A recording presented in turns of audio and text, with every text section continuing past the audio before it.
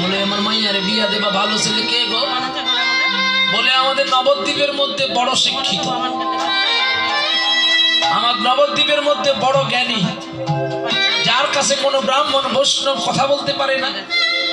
কতবার সার্বভৌমত্বকে হারালো।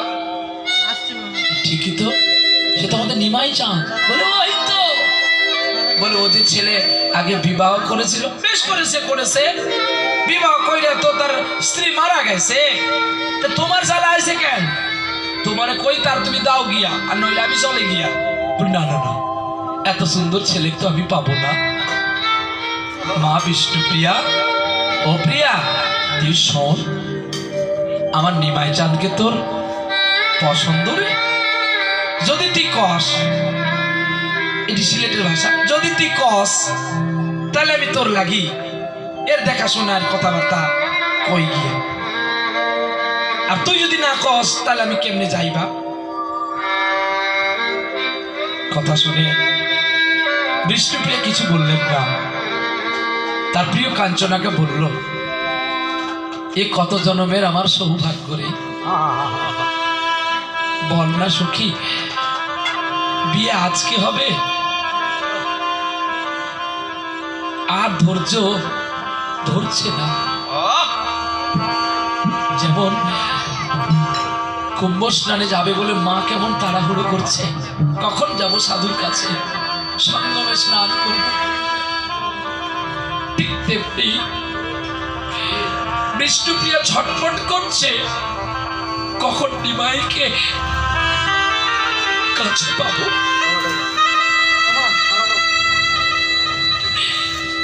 এটি আত্মনাথ প্রেম। কি সখী তুই কাঁদছিস কেন? গৌরকে পাবি তোর আনন্দ।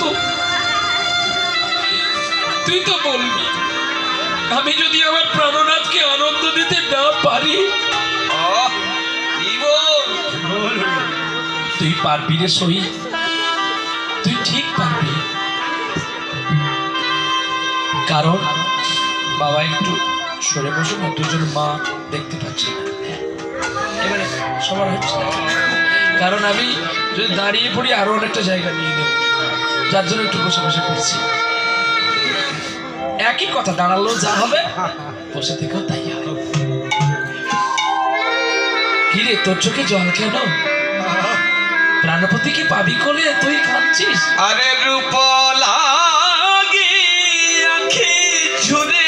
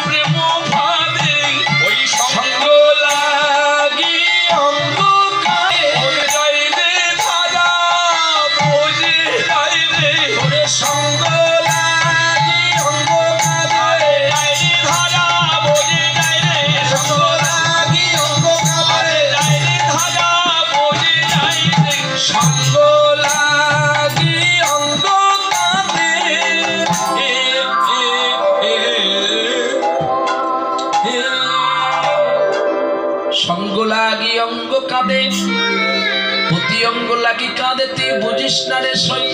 ইয়ার পরশ লাগি হিজা বড় কাঁদে, ওরূপে লাগি আছে ভোর দিনা জীবনে।